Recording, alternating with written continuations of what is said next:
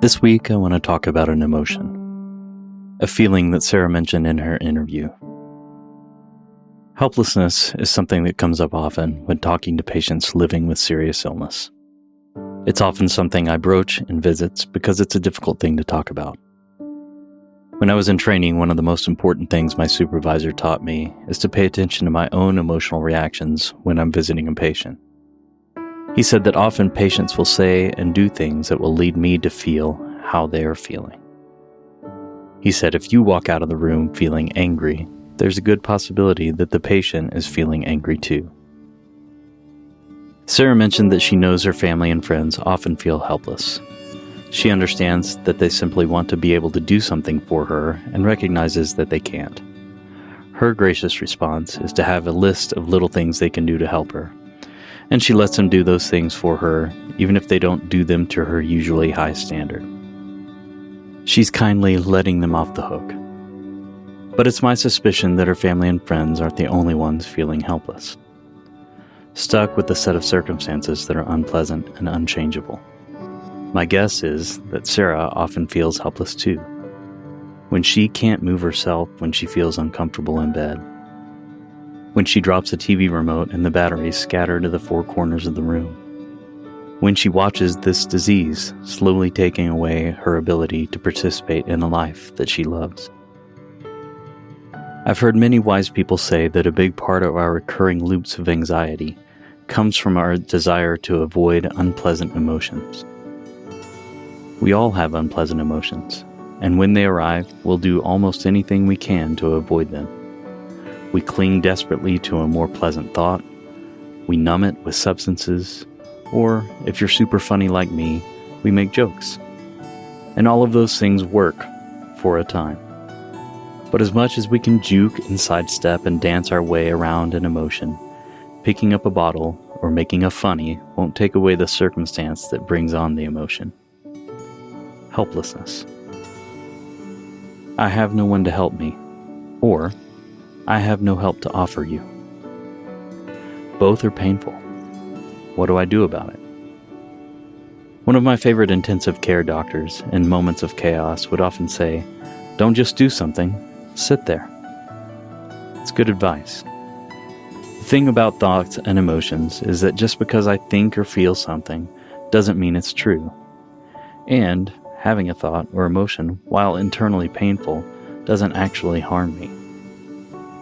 So, what if, instead of trying to fix the unpleasant feeling of helplessness with a pleasant thought, a joke, or a shot, we name it out loud and sit with it?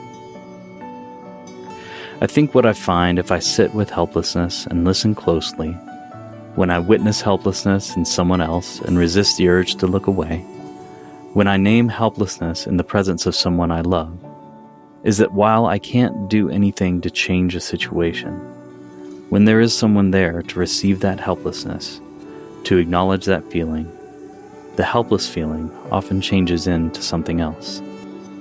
Because when someone is willing to sit with me, faces the helpless situation with me, I'm not facing it alone. And if I'm not facing it alone, maybe I do have help after all.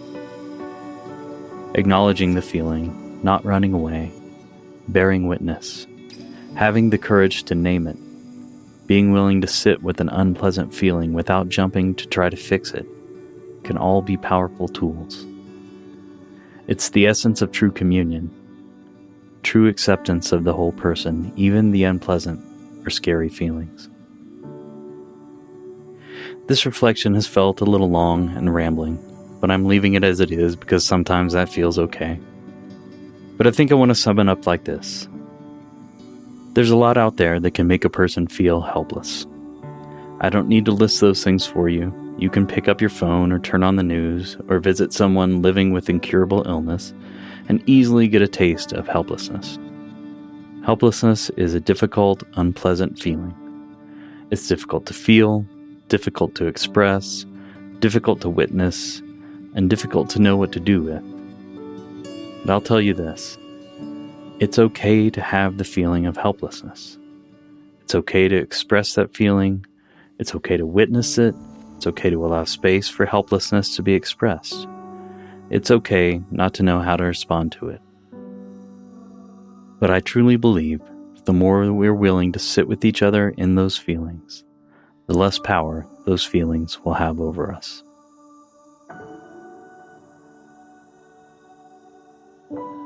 This is Dying to Tell You.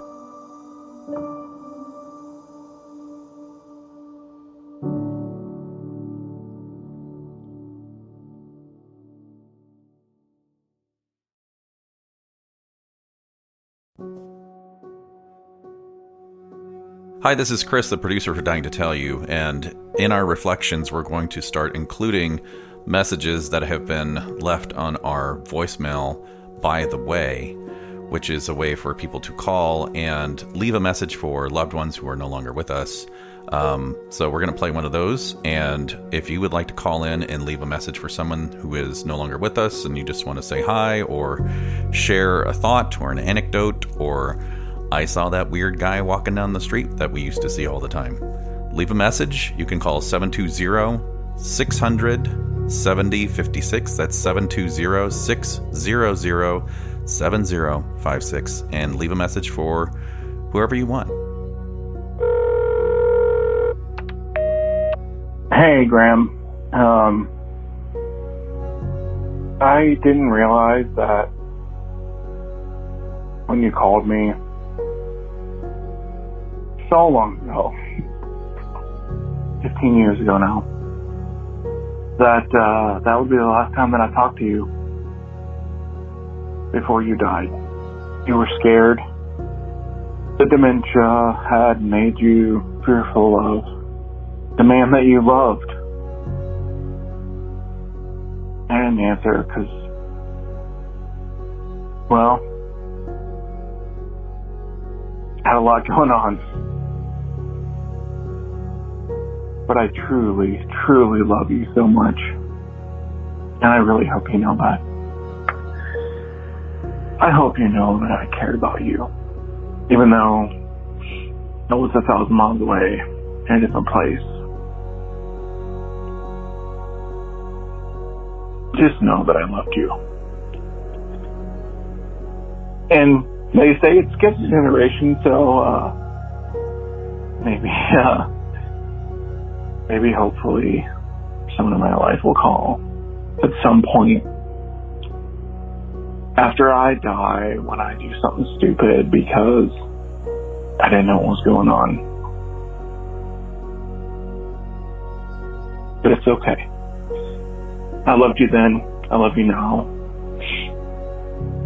I carry you with me every day, and the patients that I see and the people that I meet. And I hope that you know that I know you did your best. Even before you got sick. I love you. I care for you. I hope wherever you are, that you know you were loved. Thanks.